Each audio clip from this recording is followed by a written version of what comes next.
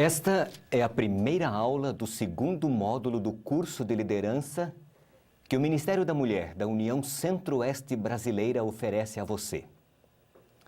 Agora, nós vamos estudar sobre oração intercessória.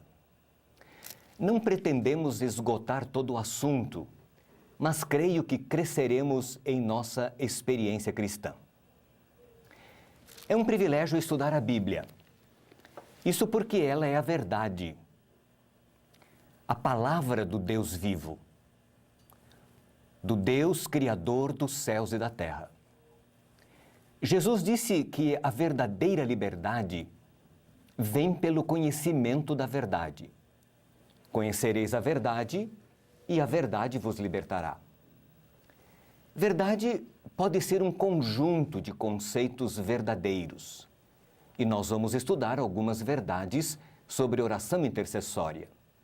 Mas a grande verdade da Bíblia é uma pessoa. Eu sou o caminho, a verdade e a vida, disse Jesus em São João 14, verso 6. Portanto, estudar a Bíblia nos faz conhecer a verdade que liberta. Jesus disse aos fariseus que eles erravam porque não conheciam as Escrituras. Mateus 22, verso 29. Ignorar a verdade escraviza. Isso porque a ignorância é atrevida e quem não conhece a verdade fica tateando na escuridão do erro. Como é bom conhecer a verdade! Nós não somos salvos simplesmente por conhecê-la, mas o conhecimento da verdade nos permite entender nossa necessidade, levando-nos a aceitar Jesus. E você sabe, sem Ele, não existe salvação. A Bíblia apresenta a salvação acontecendo em 3 estágios. E eu gostaria que você entendesse um pouquinho sobre esses 3 estágios para justificar a importância da oração intercessória. A primeira fase ocorre quando aceitamos a Jesus como nosso Salvador pessoal. Reconhecemos nossa necessidade, nos arrependemos e confessamos nossos pecados. Então, pela graça, não esqueça, somente pela graça, Jesus nos justifica. Ele acredita em nossa conta os benefícios de sua vida e sua morte. Então, nós somos salvos, salvos da culpa dos pecados do passado. Passamos então a viver com Jesus. Somos uma nova criatura. Só que tem um detalhe muito importante. Ainda estamos nesse mundo e dependemos dele para permanecermos salvos. Este processo é apresentado na Bíblia como sendo salvação no presente. Os teólogos chamam este estágio de santificação. Nele, Jesus nos salva do poder do pecado. Ele não mais domina nossa vida, só que insiste em dominar. E é aí que precisamos de Jesus cada dia, toda hora, todo instante, para manter a nossa natureza carnal subjugada pela natureza espiritual que ganhamos no dia em que aceitamos a Jesus. Você percebeu? A primeira fase da salvação acontece quando aceitamos a Jesus como nosso Salvador. Ele nos aceita, Ele nos perdoa, Ele remove a culpa dos pecados que nós cometemos. A segunda fase acontece neste momento em que estamos vivendo hoje, quando nós já aceitamos a Cristo e estamos nos preparando para a vida eterna, no processo que se chama de santificação. Ainda vivemos neste mundo, mas estamos salvos, completamente salvos em Jesus. Nesta fase em que estamos vivendo, nesse processo de santificação, Jesus faz o que os produtores de laranja enxertada fazem. Constantemente, eles têm que retirar o broto do tronco natural onde foi enxertado o galho da nova planta. Como que acontece o processo do enxerto da laranja? Na verdade, nós começamos desde de tirar a semente do porta-enxerto. O porta-enxerto pode ser o limão-cravo, o cleópatra, o swing. São algumas qualidades que nós temos em porta-enxerto, que é o cavalo que a gente chama. Depois que nós colocamos o cavalinho no balainho, vamos dizer assim, no saco plástico cheio de substrato, nós temos um período aí de 3 a 3 meses e meio para que possa o cavalo ser enxertado. O enxerto é a borbulha, o enxerto é a qualidade da laranja que você quer levar ao cavalo, né? Você pode levar a laranja poncã, tangerina poncã, o limão Tahiti, a pera e outras qualidades da laranja. Depois que você faz esse enxerto, aí é o processo que nós temos que dobrar, desbrotar, ter o cuidado, que são os brotos que nós temos que constantemente estar tirando para que fique unicamente o enxerto, para que ele pegue a força e desenvolva. Depois de mais uns 4 meses, aí nós vamos lá e tiramos o cavalo, né? E aí fica só o porta-enxerto dando a sustentação para a matriz, que é a laranja. E depois disso aí, mais uns 3 meses, a gente tira já a muda definitiva e vai para o campo para ser plantado. O processo que nós realizamos aqui é um processo quase igual ao que nós temos na parábola de Jesus lá em São João capítulo 15, onde lá fala que nós, pecadores, fomos enxertados na oliveira verdadeira, que é Jesus Cristo. Nós que somos o jambuzeiro brabo. Aqui é o contrário. Aqui, na verdade, o produto, que é a laranja, é enxertado no cavalo, que é o jambuzeiro brabo, né? Então, esse processo é muito significativo para nós, porque aprendemos isso na Bíblia. E todo o cuidado que também lá é na parábola, que nós temos que tirar o galho que não produz fruto, para que o outro dê mais fruto, aqui é a mesma coisa. Nós temos que tirar o broto que não produz fruto, para deixar aquele que vai dar mais fruto. É justamente quase o mesmo processo. Isto é salvação no presente. A obra de Jesus em nos livrar do poder da natureza pecaminosa que insiste em dominar outra vez. Mas quando Jesus voltar, Ele vai nos salvar completamente. Ele vai fazer isso destruindo o mal, tanto a raiz como os ramos. Ele vai restaurar a nossa natureza, glorificando-a para sempre. Neste dia, num piscar de olhos, aquilo que é mortal vai se revestir da imortalidade e aquilo que é corruptível se revestirá da incorruptibilidade. Nunca mais pecado, nunca mais dor, nunca mais sofrimento, miséria e morte. Livres para sempre da presença do pecado e de tudo que ele representa. Salvos, salvos para sempre. E eu gostaria de ilustrar este conceito bíblico da salvação como um processo. Observe, preste bem atenção.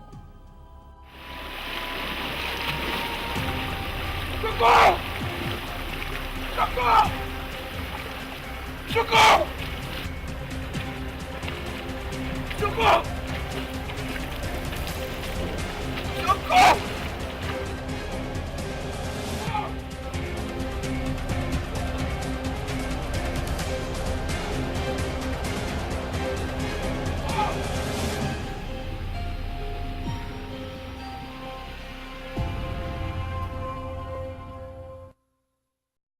Você percebeu?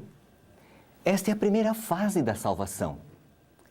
Para que aconteça, a pessoa precisa confiar em Jesus, como esse rapaz confiou na pessoa que lhe jogou a corda. Agarrar-se na corda significa estar salvo, embora ainda dentro do rio.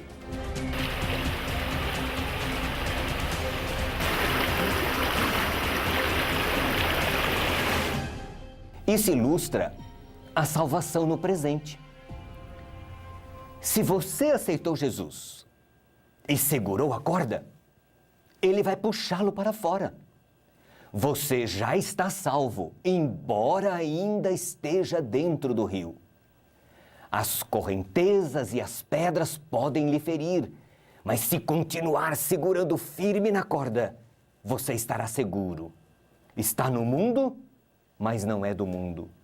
Mesmo sofrendo as pressões do ambiente pecaminoso no qual vive, você pertence a Jesus e está salvo.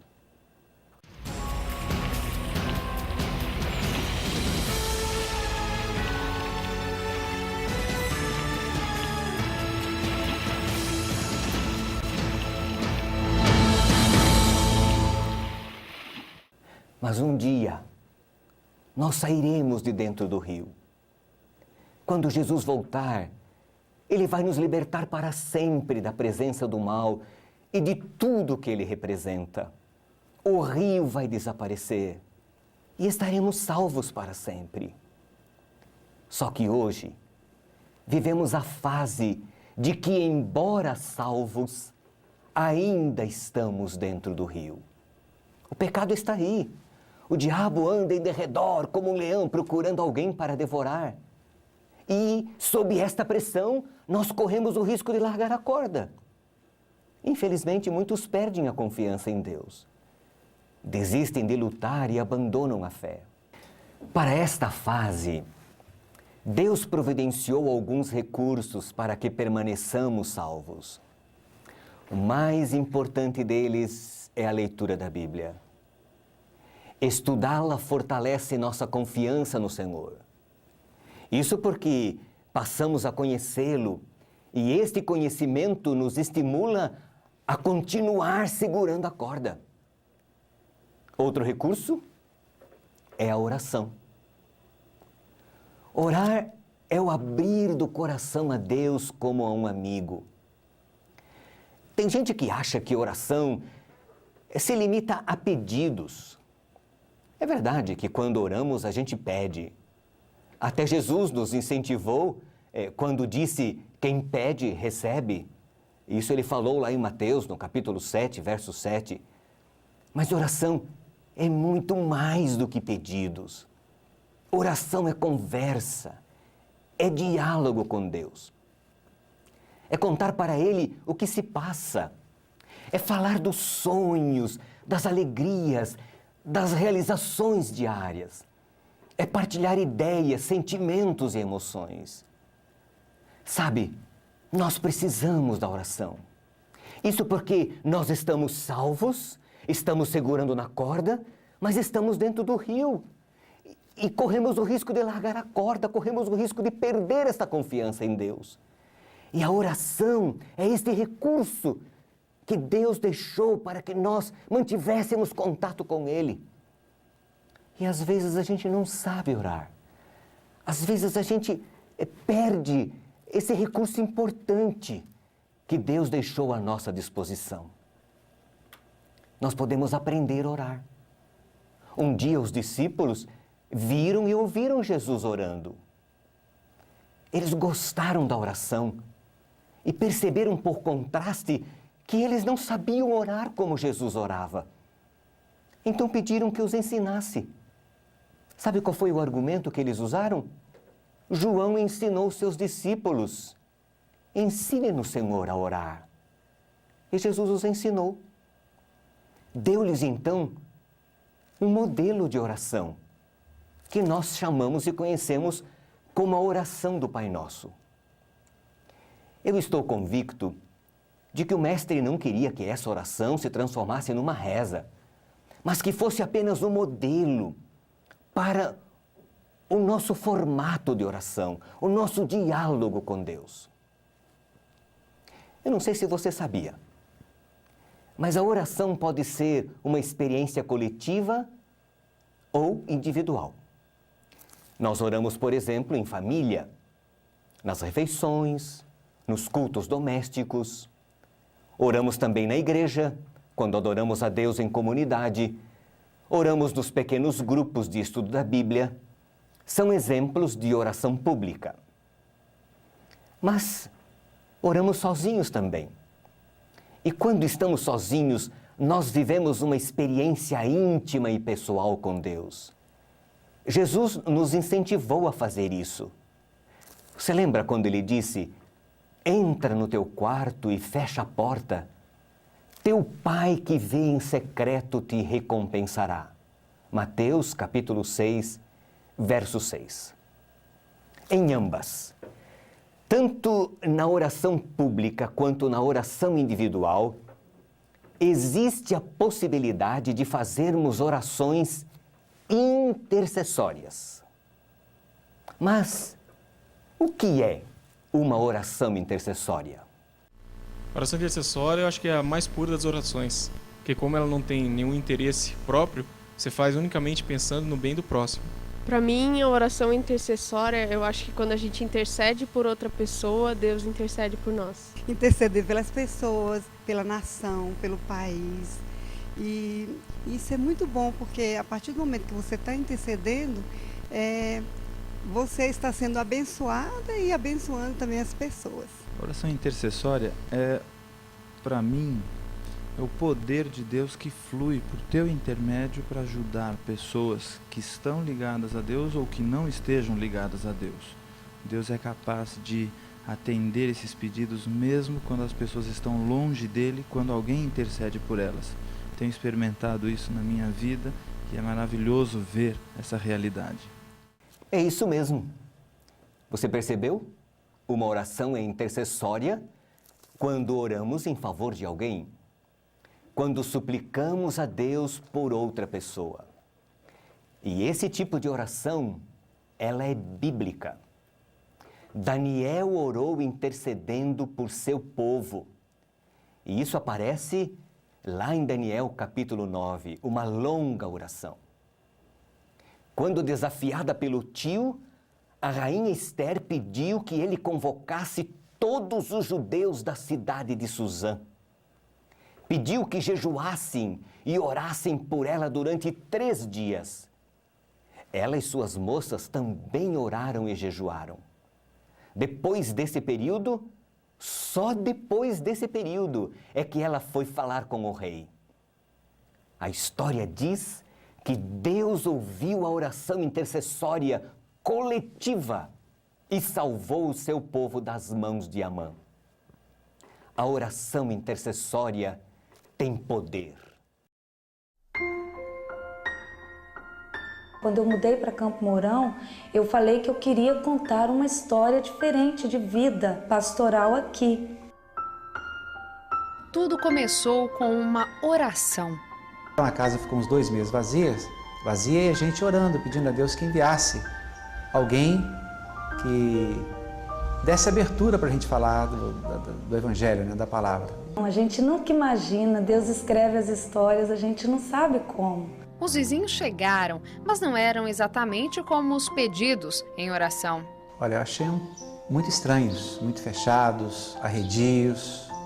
Eu comecei a orar assim, personalizadamente por eles, quando eu comecei a escutar o conflito que eles viviam.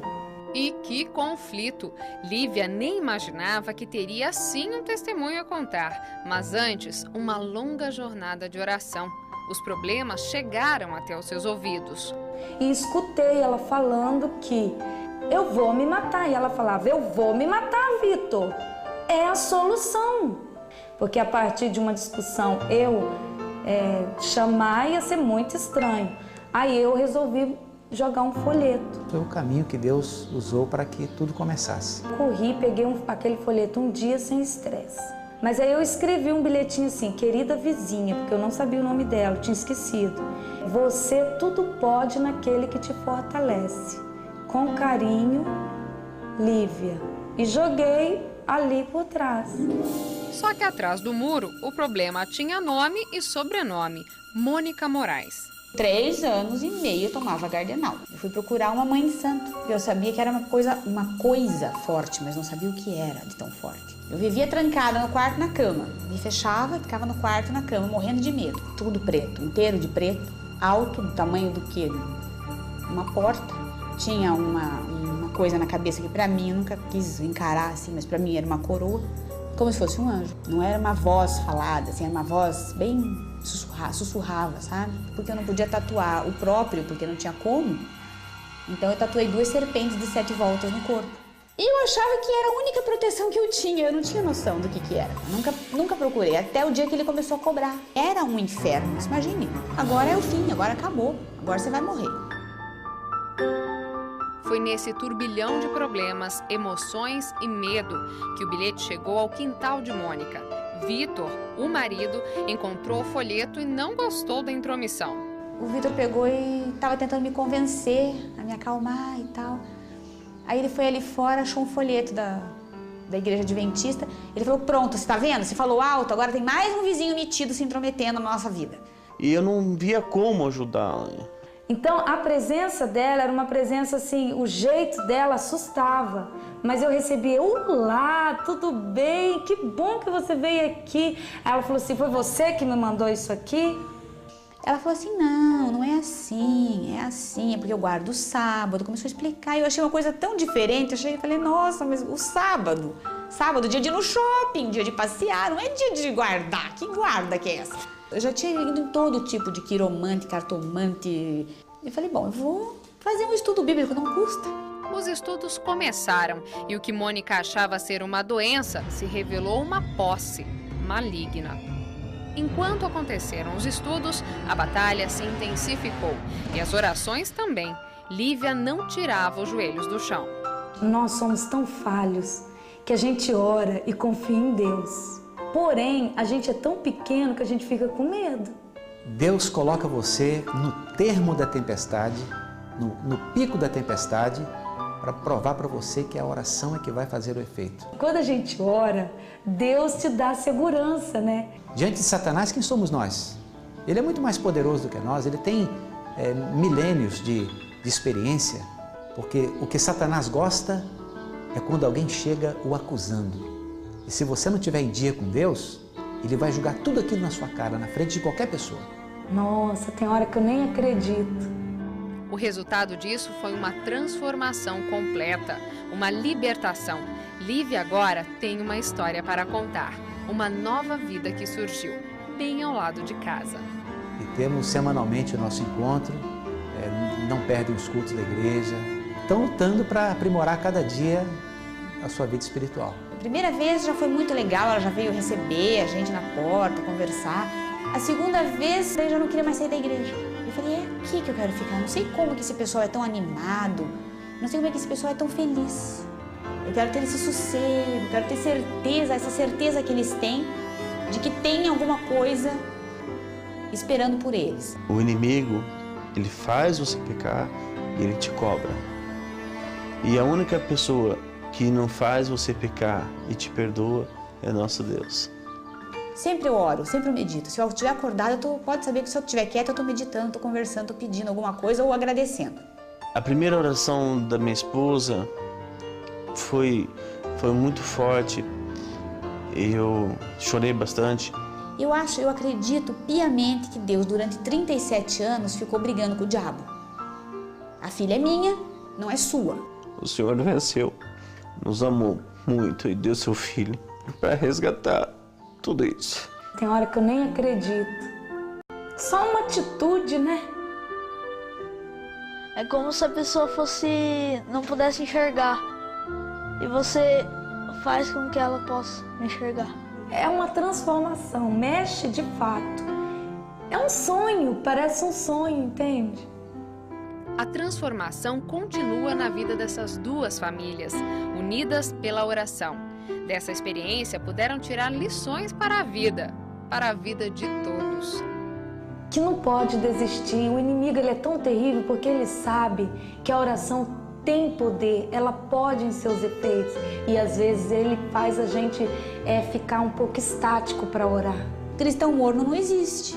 Só o fato de você ajoelhar e dirigir a sua mente a Deus, o inimigo ele já não tem mais poder. Eu não tenho dúvida disso. Você tem que estar com a vida de comunhão com Deus, para que Deus te use naquele momento ali.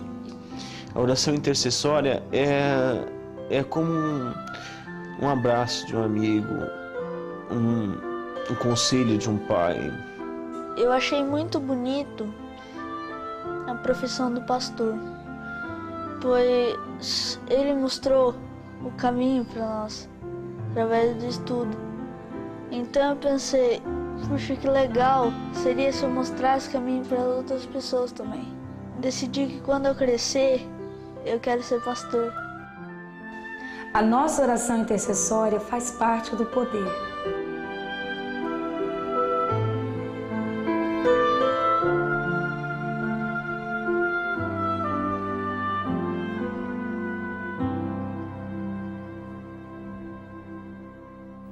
Louvado seja o Senhor por ouvir as nossas orações.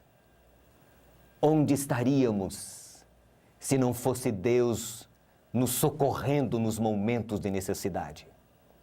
Mas nesse processo existe um detalhe importante.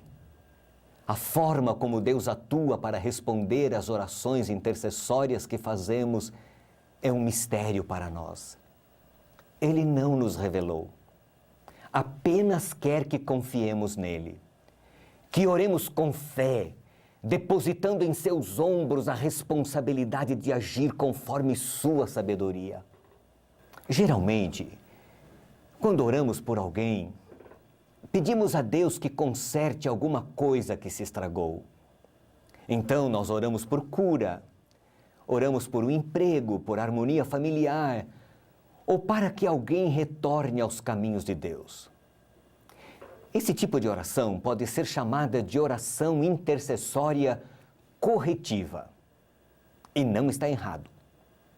Podemos e devemos pedir ao Senhor que nos ajude a resolver o que não podemos resolver. Você lembra? Havia um plano para matar os judeus do Império Persa.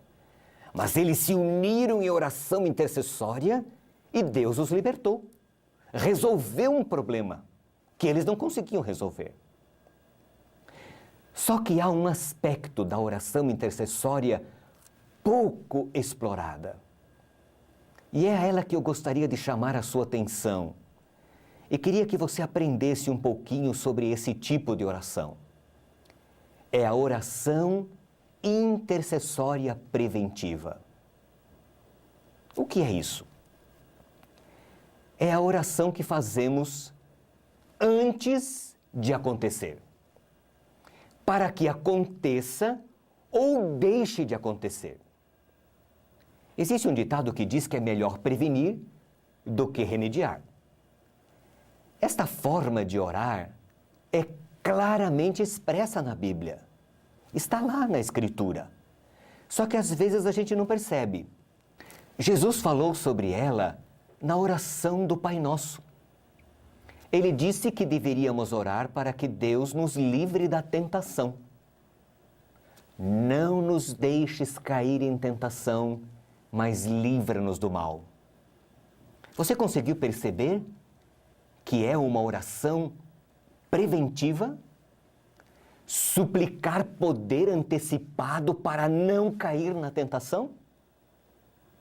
É claro de que se por tolice cedermos aos desejos da tentação e pecarmos, devemos ir a Deus suplicando-lhe perdão.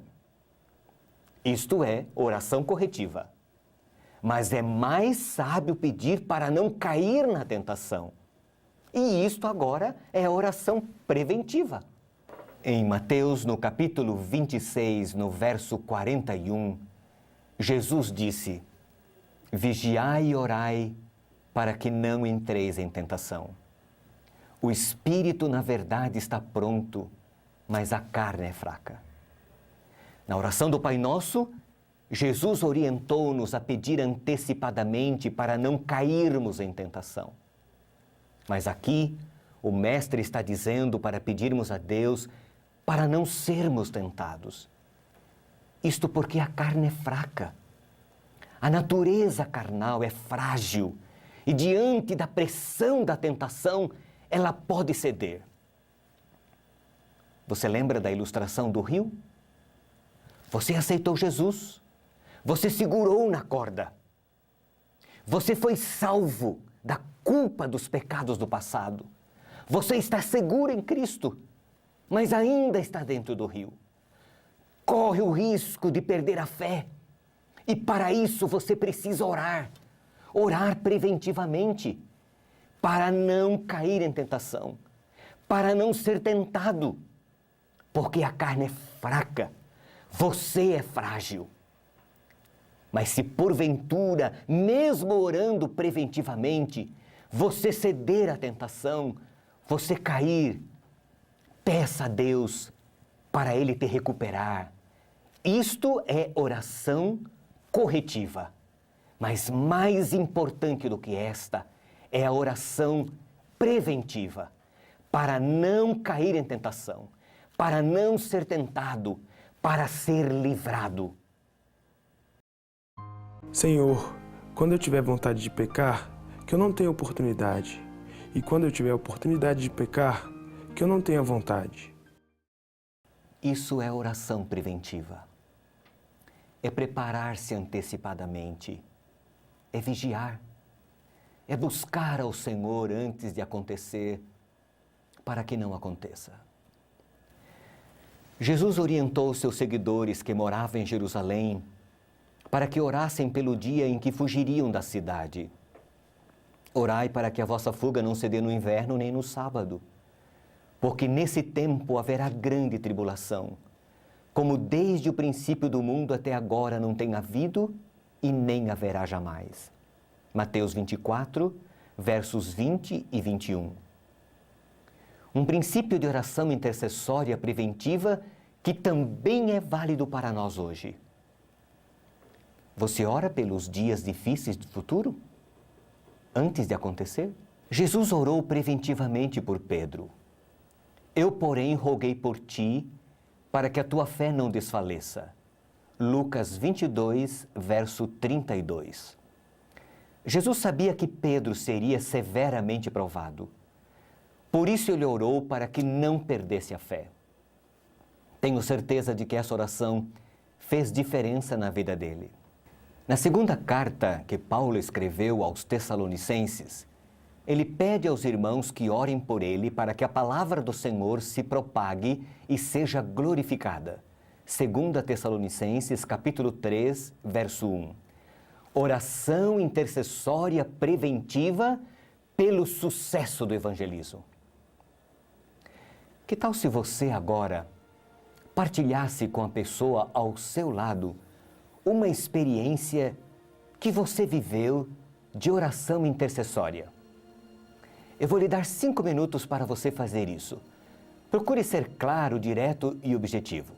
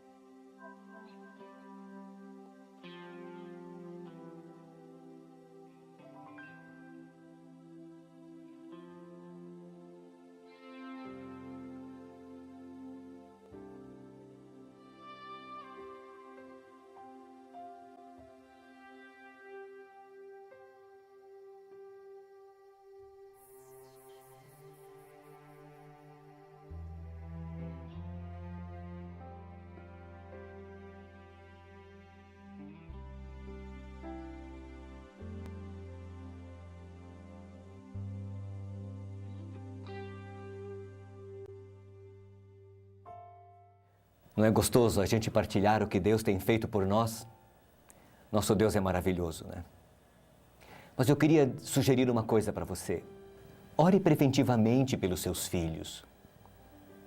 Se são crianças, ore pela adolescência deles.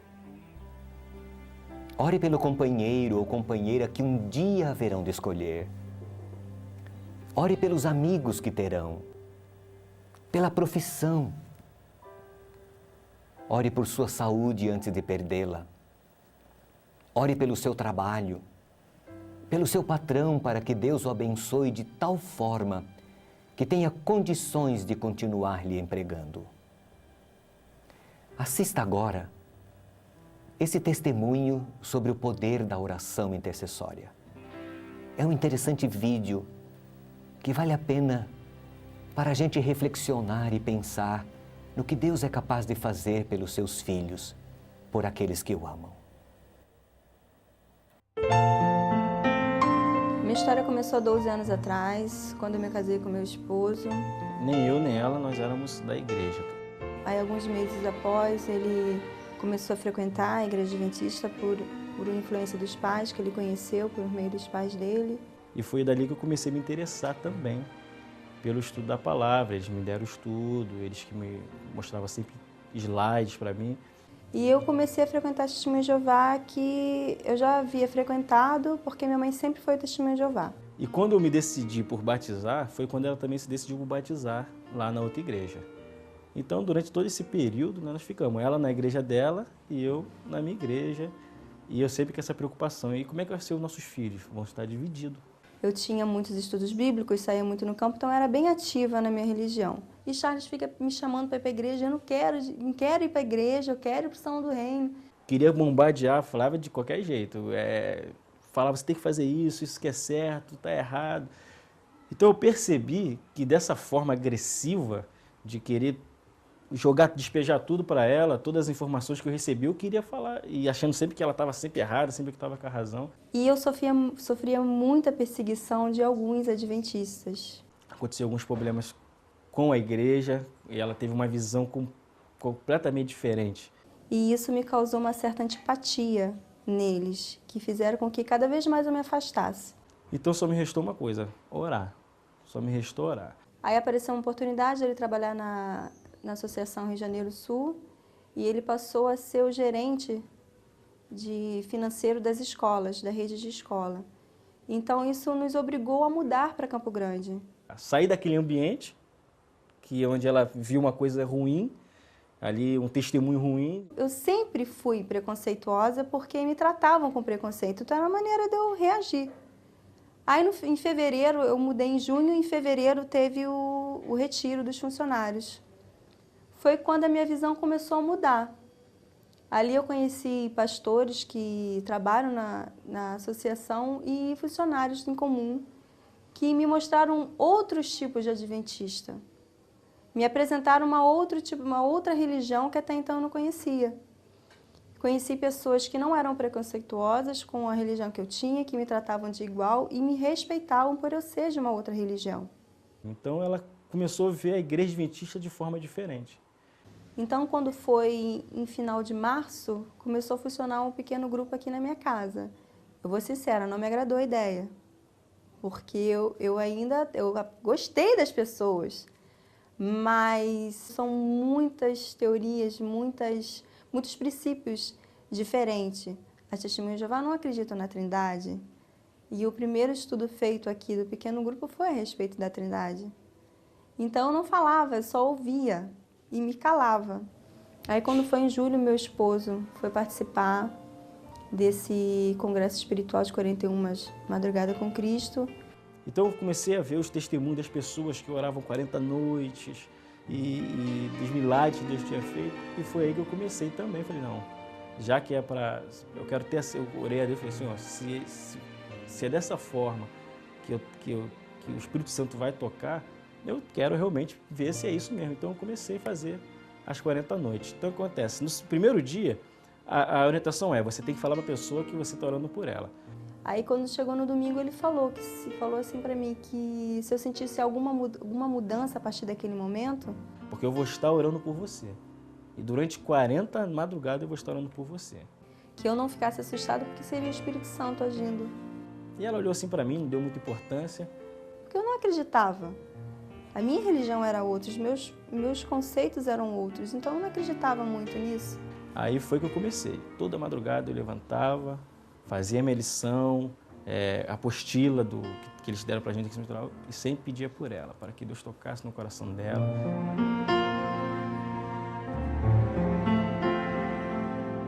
Comecei a sentir realmente uma mudança.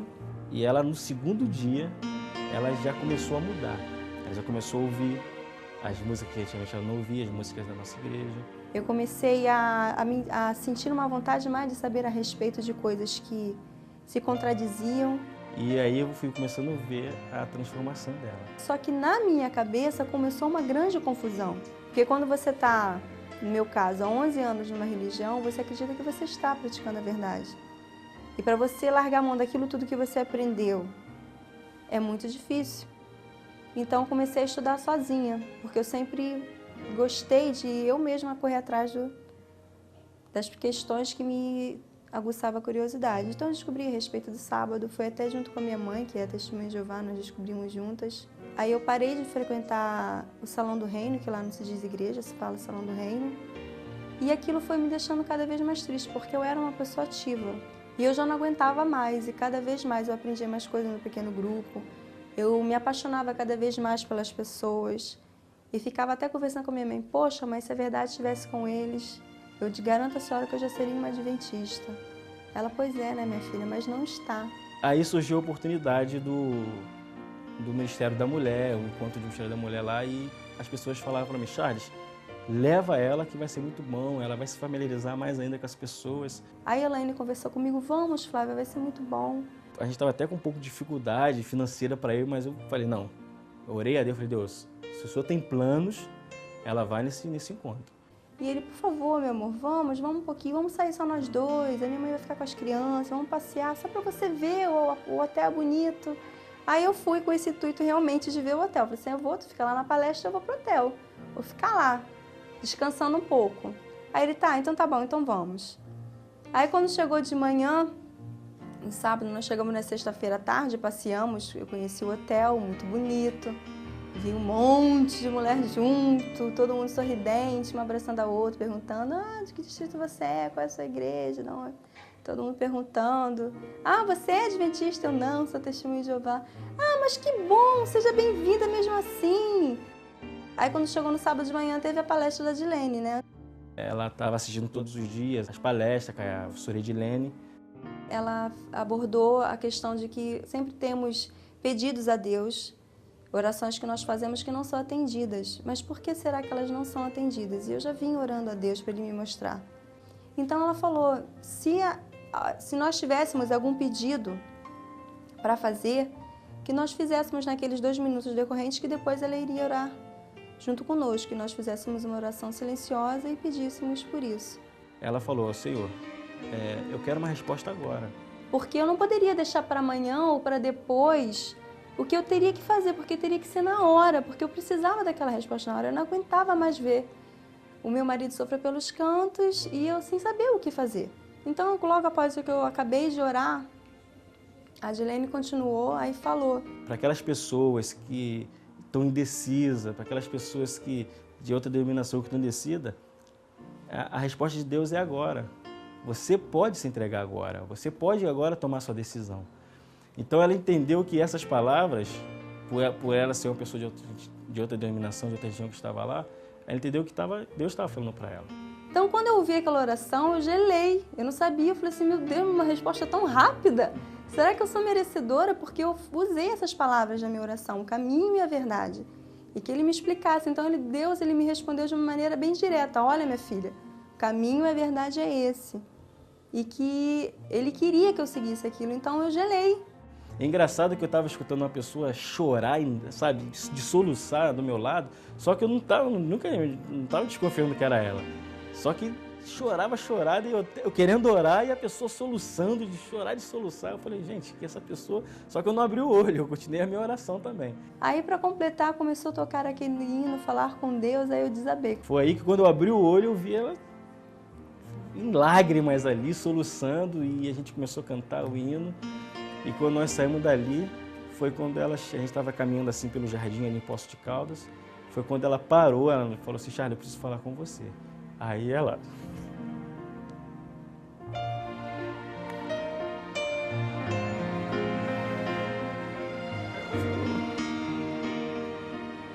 Charlie, eu tomei a decisão. Conversei com Deus. E Ele me deu a resposta hoje, através da oração da professora Edilene. E eu quero dizer para você que eu quero tentar, que eu quero estudar, que eu quero conhecer, que eu quero realmente estar ao teu lado a partir de agora aqui na igreja. Nós nos abraçamos, choramos muito, contamos para alguns amigos queridos que estavam lá. E de lá para cá, graças a Deus, ela está cada vez mais animada, já tem um cargo na igreja, está fazendo um pequeno grupo aqui. Eu deixei ela como mulher, ela que está sendo a líder aqui do pequeno grupo. Hoje no pequeno grupo tem dois casais de idosos que eu dou estudo bíblico para eles. Ele teve isquemia cerebral, então tem ataques, ele fica muito tenso, muito nervoso. Eu agredi até a mulher, já tem 2 meses que ele não faz isso. E agora está bem mais calmo, já tem assim, mais paciência. E a gente não tinha ninguém, estava perdido.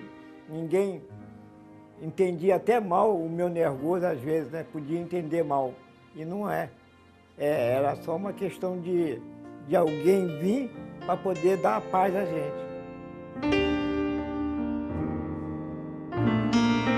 Ele está querendo estudar para futuramente se batizar, então eu só tenho a agradecer, porque realmente o pequeno grupo, a mistura de pequeno grupo com a oração intercessória, ela é uma fórmula que dá certo.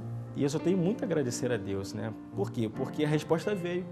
Através das orações, você não precisa esperar 40 noites para que Deus possa abençoar, não. Só no segundo dia, ele já começou a mandar as bênçãos. A transformação dela a gente começou a notar.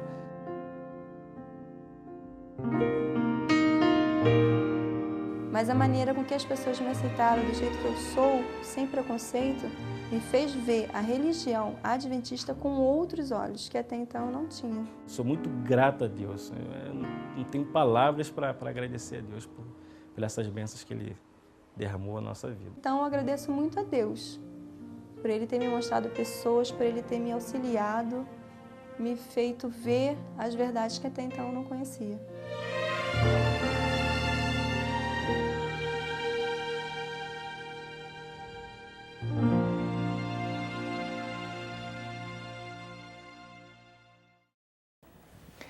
Eu quero partilhar com você uma história que eu vivi muito interessante.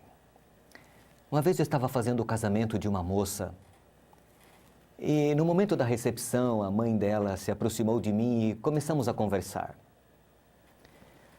Olhando para a filha, agora casada, aquela senhora me disse, sabe, pastor, quando a minha filha nasceu e eu coloquei no peito para mamar, pela primeira vez, acariciando a cabecinha dela, eu orei a Deus. Orei para que ela fosse uma boa moça. Orei para que ela nunca deixasse o caminho do Senhor. E ali eu pedi que Deus abençoasse o rapaz com quem um dia ela iria se casar. Eu disse a Deus que eu não sabia se esse rapaz já havia nascido ou não.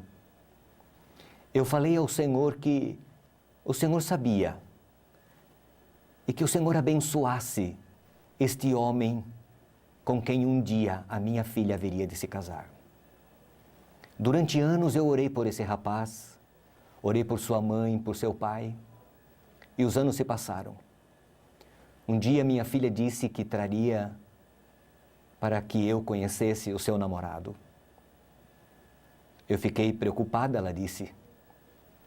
Quando abri a porta de minha casa e vi aquele rapaz, o Espírito de Deus, me disse aquela mulher, falou em meu coração, é este o rapaz por quem você orou durante todos esses anos.